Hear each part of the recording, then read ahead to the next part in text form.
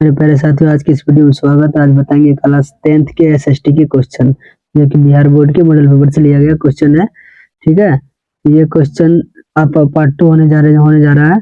ये पार्ट 1 में 1 से लेकर 50 नंबर तक के सारे क्वेश्चन बता दिए गए थे। ठीक है, 1 से लेकर 50 नंबर तक के सारे क्वेश्चन बता दिए गए थे। ठीक है, तो आज बताएंगे पार्ट 2, उसमें 51 से लेकर 80 नंबर तक के सारे क्वेश्चन होंगे। ठीक है, तो आज की वीडियो में बने रहिए एंड वीडियो अच्छी लगी तो लाइक कर दें, चैनल को सब्सक्राइब कर दें।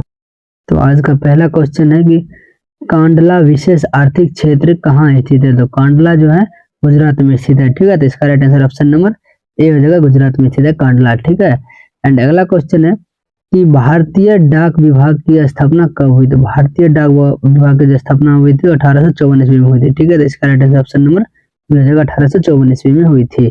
ठीक है, एंड अगला क्वेश्चन है भारत में ग्रीन ट्रंक रोड की कुल कितनी लंबाई है। तो ग्रीन ट्रंक रोड की कुल लंबाई 2500 किलोमीटर है। ठीक है, तो इसका right answer option number D हो जाएगा, 2500 किलोमीटर। ठीक है, ऑप्शन नंबर डी हो जाएगा। एंड अगला क्वेश्चन है कि भारत में बिजली उत्पादन में निम्नलिखित में से किसकी हिस्सेदारी सर्वाधिक है। तो ये निम्नलिखित में से तापीय विद्युत की अधिक हिस्सेदारी सर्वाधिक है। ठीक है, तो इसका right answer option number D हो जाएगा, तापीय विद्युत।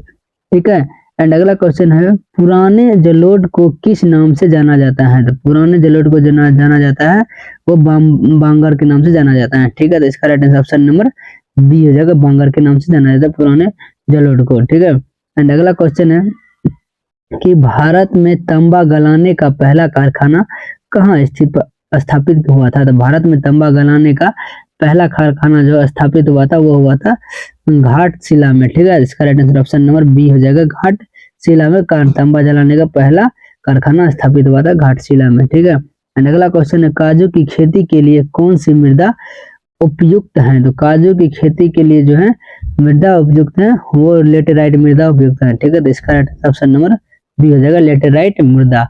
ठीक है, लेटेराइट मृदा हो जाएगा। एंड अगला क्वेश्चन है कि प्रसिद्ध सिंदरी उर्वरक संयंत्र कहाँ स्थित है। प्रसिद्ध सिंदरी उर्वरक कहाँ स्थित है। तो ये स्थित है झारखंड में। ठीक है, इसका right answer option number C हो जाएगा, झारखंड। ठीक है, ऑप्शन नंबर सी हो जाएगा, झारखंड। एंड अगला क्वेश्चन है कि भद्रावती इस्पात कारखाने में लौह अयस्क कहाँ से प्राप्त होता है। तो भद्रावती इस्पात कारखाने में लौह अयस्क जो प्राप्त होता है वो होता है बाबा बुदन की पहाड़ियों से। ठीक है, इसका right answer option number C हो जाएगा, बाबा बुदन की पहाड़ियों से भद्रावती इस्पात कारखाने में लौह का अयस्क प्राप्त होता है। ठीक है, एंड अगला क्वेश्चन है निम्न में से कौन भूक्षरण का कारण है। तो निम्नलिखित में से कौन भूक्षरण का कारण है। तो इसका राइट आंसर हो जाएगा इनमें से सभी। ठीक है, वनों की कटाई भी भूक्षरण के कारण है, तीव्र वर्षा भी भूक्षरण कारण है, और खनन गतिविधि भी भूक्षरण का कारण है। तो इसका राइट आंसर इनमें से सभी हो जाएगा, ऑप्शन नंबर डी।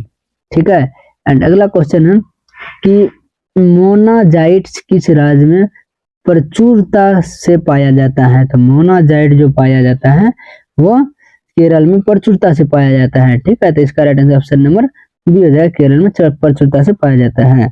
अगला क्वेश्चन है भारत में सर्वाधिक विस्तृत भू आकृति का कौन है। तो भारत में जो है सर्वाधिक विस्तृत भू आकृति मैदान है। ठीक है, इसका right answer option number C हो जाएगा, भारत में सबसे ज्यादा मैदान है। ठीक है, एंड अगला क्वेश्चन है कि बिहार में अति जल दोहन से किस तत्व का संकेंद्रण बढ़ा है।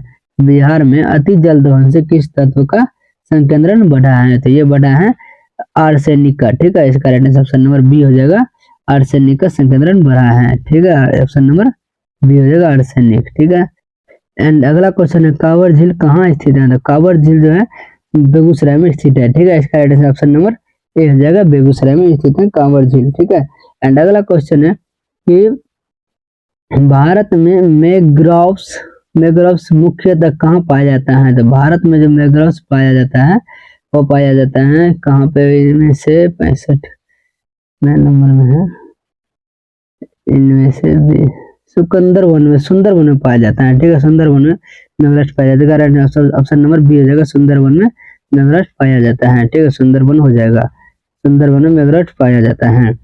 एंड अगला क्वेश्चन है किस खनिज को उद्योग की जननी माना जाता है। तो इनमें से लौह अयस्क को उद्योग की जननी माना जाता है। ठीक है, इसका right answer option number D हो जाएगा। लोह अयस्क को उद्योग की जननी माना जाता है। एंड अगला क्वेश्चन है, पूर्वोत्तर रेलवे का मुख्यालय कहाँ स्थित है? तो पूर्वोत्तर रेलवे का मुख्यालय जो है हाजीपुर में स्थित है। ठीक है, इसका right answer option number B हो जाएगा। पूर्वोत्तर रेलवे का मुख्यालय हाजीपुर में स्थित है। ठीक है, सॉरी हाजीपुर नहीं, गोरखपुर में स्थित है। पूर्वोत्तर रेलवे का मुख्यालय गोरखपुर में स्थित है। ठीक है, गोरखपुर में स्थित, इसका right answer option number D हो जाएगा, गोरखपुर। एंड अगला क्वेश्चन है कि बिहार में किस जिले में नहरों द्वारा सर्वाधिक सिंचाई होती है? तो बिहार के किस जिलों में नहरों द्वारा सर्वाधिक सिंचाई होती है? तो ये होती है रोहतास में। ठीक है, इसका right answer option number A हो जाएगा, रोहतास में नहरों द्वारा सर्वाधिक सिंचाई होती है। एंड अगला क्वेश्चन है कि पंचायत समिति का कार्यकाल क्या होता है? तो पंचायत समिति का जो कार्यकाल होता है वो होता है 5 वर्ष का। ठीक है, इसका right answer option number C हो जाएगा, 5 वर्ष का पंचायत समिति का कार्यकाल होता है।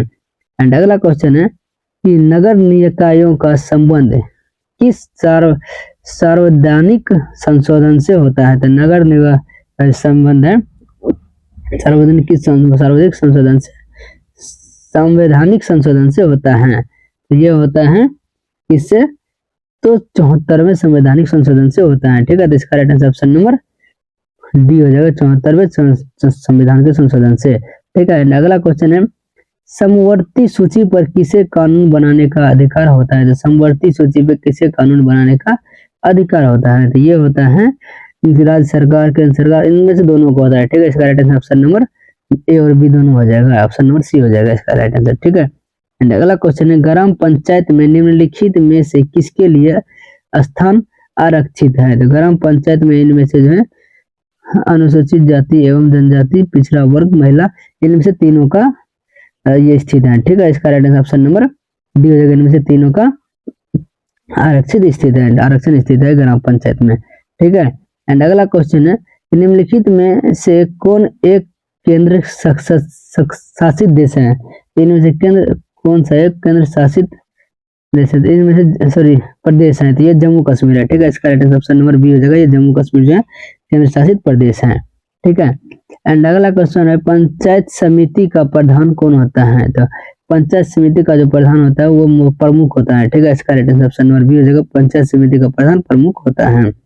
एंड अगला क्वेश्चन है कि नेपाल में लोकतंत्र की वापसी कब हुई थी? नेपाल में जो लोकतंत्र की वापसी हुई थी वो हुई 2006 ईस्वी में। ठीक है, तो इसका right answer option number C हो जाएगा, 2006 ईस्वी में लोकतंत्र की वापसी हुई थी नेपाल में। ठीक है, एंड अगला क्वेश्चन है कितनी जनसंख्या पर जिला परिषद का गठन होता है? तो कितनी जनसंख्या पर जिला परिषद का गठन होता है? ये 50,000 जनसंख्या पर जिला परिषद का गठन हो सकता है। कम से कम 50,000 जनसंख्या होना चाहिए एक जिला को बनाने के लिए। ठीक है, एंड अगला क्वेश्चन है कि नगर निगम का कार्यपालक पदाधिकारी कौन होता है? तो नगर निगम के कार्यपालक पदाधिकारी जो होता है वो होता है नगर आयुक्त। ठीक है, नगर आयुक्त होता है, तो इसका right answer option number C हो जाएगा, नगर आयुक्त होता है नगर निगम का कार्यपालिका। ठीक है, एंड अगला क्वेश्चन है लोकतंत्र का प्रमाण किसे कहा जाता है? तो लोकतंत्र का जो प्रमाण कहा जाता है वो कहा जाता है राजनीतिक दल को। ठीक है, इसका right answer option number B हो जाएगा, राजनीतिक दल। ठीक है, राजनीतिक दल हो जाएगा। एंड अगला क्वेश्चन है कि बंबई राज्य का विभाजन कर किस राज्य का गठन किया गया? तो बंबई राज्य का विभाजन करके गुजरात का गठन किया गया। ठीक है, इसका right answer option number B हो जाएगा। बंबई एक राज्य था पहले, इसका विभाजन करके गुजरात का गठन किया गया था। इसका right answer sorry option number A हो जाएगा। एंड अगला क्वेश्चन एंड लास्ट क्वेश्चन है इसका यूरोपीय संघ का मुख्यालय कहाँ स्थित है? यूरोपीय संघ का जो मुख्यालय स्थित है वो बेलारूस में स्थित है। ठीक है, तो इसका right answer option number B हो जाएगा, बेलारूस में स्थित है यूरोपीय संघ का मुख्यालय। ठीक है, तो आज के लिए इतना ही, और एसएसटी के सारे क्वेश्चन खत्म हो गए इस मॉडल पेपर का, और इन्हीं में से कम 10 या 15 क्वेश्चन आना है बोर्ड एग्जाम में। ठीक है, आप सारे विद्यार्थी ठीक से पढ़ाई कीजिए और एसएसटी का एग्जाम बढ़िया दीजिए। ठीक है, आज के लिए हमारी शुभकामनाएं।